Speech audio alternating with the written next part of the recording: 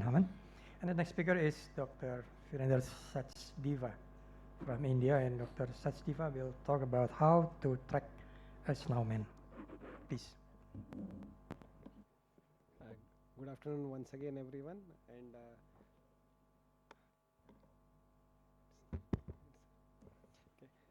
I would like to thank APO Scientific Committee, Dr. Carmen Chen and Dr. Rashmi for inviting me to present this interesting case. So let's begin with the case. This is the story of a 52-year-old male. 52-year-old male who presented to us with complaints of gradual painless decrease in vision in both eyes, right eye more than the left eye for 1 year duration. There was no other significant ocular history. Similarly, there was no other significant neurological complaints. However, he was hypertensive and he also had hypercholesterolemia, for which he was on treatment for 2 years. The chief salient examination findings of the patient showed that the visual acuity in right eye was only hand motion, and in the left eye it was 20/80. There was a grade 3 RAPD in the right eye, whereas the rest of anterior segment was unremarkable. Coming to the fundus examination, what we see here is that the media is clear. We see the pretty large area of the fundus photographs over there. We can easily make out that there is optic disc pallor in both eyes. At the same time, what else you can see? So if you look over here in the right eye, we can make out that there is a small patch of RP mottling there with areas of hyperpigmentation in the right eye along the infratemporal arcade. But if we see carefully, we can also make out that there are, I think the mouse is not working. Yeah, there are certain areas at the macular area also we can make out that there is presence of the RPE changes. And if you see more carefully, you can see that there is an area of depigmentation running down vertically in the right eye as well as in the left eye. So what investigation you would like to get next? Let's confirm the findings. So you have something like autofluorescence. You can make out that there is a definite area of hypoautofluorescence corresponding to the area of RP mottling. We see a large track-like thing in both eyes running down vertically. So what triggers in our mind? Could be a chronic CSER. We see such a picture there. And can the optic atrophy be secondary to it? No. Well, steroid. Let's see. So we did obtain a OCT. We did find a pachychoroid spectrum. At this point of time, the patient was diagnosed to have optic atrophy and chronic CSER and was referred to neuro-ophthalmology. So let's recap something. We know about conjunctive optic atrophy. We know that it is in association with diffuse retinal changes. There is a widespread damage to the ganglion cells that does cause optic atrophy. We can see a temporal pallor. Like in this patient, you can see that there is a area of RPE loss here and multiple chorioretinal atrophic patches. It is commonly seen with retinal degenerations where widespread damage is happening.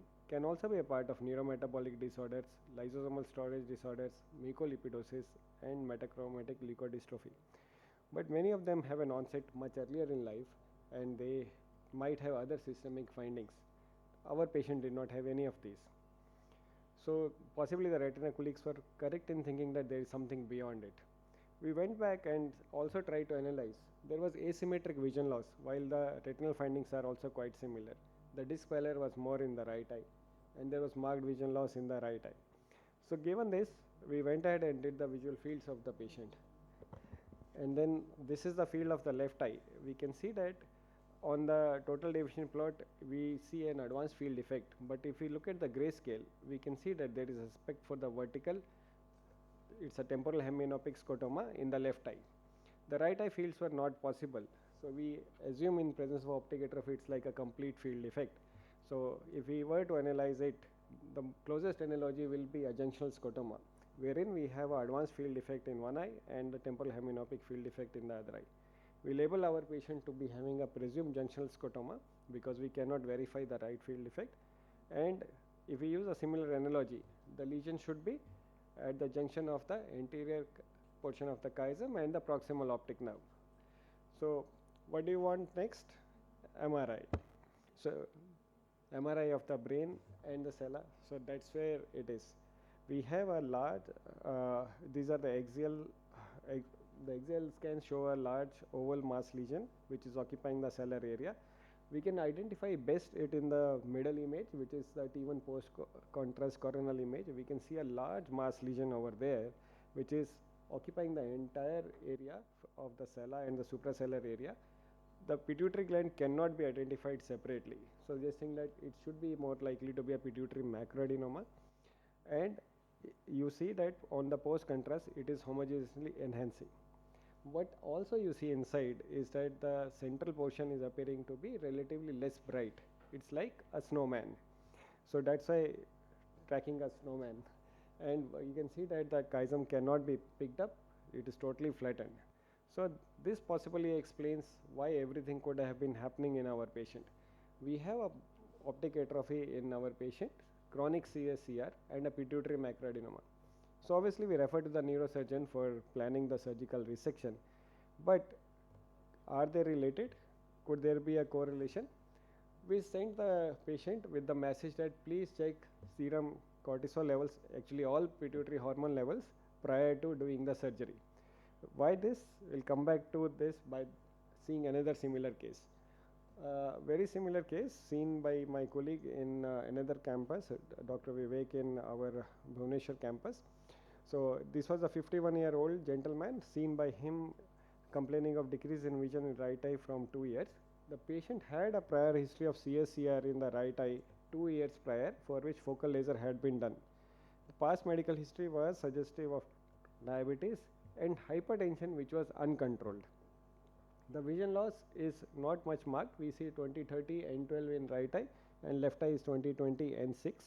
There is no RAPD, but we see a temporal pallor, again right eye worse than the left eye, and these are the visual fields, classical bitemporal hemianopia. So this patient again showed a very similar large pituitary macroadenoma, and the pituitary endocrine level showed increased levels of serum cortisol as well as prolactin. So this was possibly a large secretory pituitary macroadenoma that was actually causing the chiasmal compression and could have caused the CSCR as well. And we had one more clue, the patient's hypertension was uncontrolled.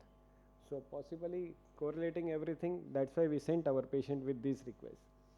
So this is to summarize what the patients can have bilateral optic atrophy, cellular type field defect as well as chronic CSCR, and the cortisol secreting adenoma could be the common cause. So we do hear about the CSCR which is caused due to the steroid intake, right? So chronic steroid usage can lead to. How is it different? We know that CSCR affects the men more frequently than the women, but there is a lesser male predilection. It can occur in women as well. It is usually bilateral, can have an atypical presentation, can be chronic, and can have bullous variant with very high elevations. So if you see these pictures, do try to check up for the serum cortisol levels for the patients. We went back and tried to search the literature. This was the most relevant report that we could find, wherein it was reported in IOVS, a 42-year-old female had chronic CSCR, which was not improving over a period of 6 months. So the patient was evaluated and the serum cortisol levels were found to be elevated. And then the physician did the imaging, wherein the patient was found to have a pituitary macroadenoma, which was secretory. Post surgery, everything restored for the patient.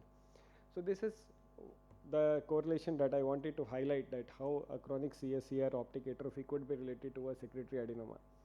So this is the follow-up of our patient 2 months post-operatively. The patient did not recover vision in right eye. In fact, whatever residual vision was there was lost, but left eye improved to 20/20. Right eye had grade 3 RAPD. This is the field showing few preserved areas in the right eye, where we can see that in the perimacular area you have good sensitivity, possibly from where he was seeing. And these are the follow-up OCTs of the patient. Just as a paradox, despite us telling the neurosurgeon to get the serum cortisol levels, it was not done because of the insurance issues. It was done as a charity patient, so that's why they did not afford it. But the other case was very similar to it. So the take-home message is that in patients with chronic or recurrent CSCR, we should check for the serum cortisol levels, look for the Cushingoid features that might be there. Steroid-induced CSCR can have specific features like bilaterality, poor response to treatment, and bullous variants can be seen. They can have a chronic course. And when an optic atrophy exists with CSCR, do not just assume it to be secondary to the CSCR, but do a visual field set list, and if you have a corresponding cellular kind of field defect, better to obtain an imaging and rule out a secretory adenoma. Thank you very much. Thank you very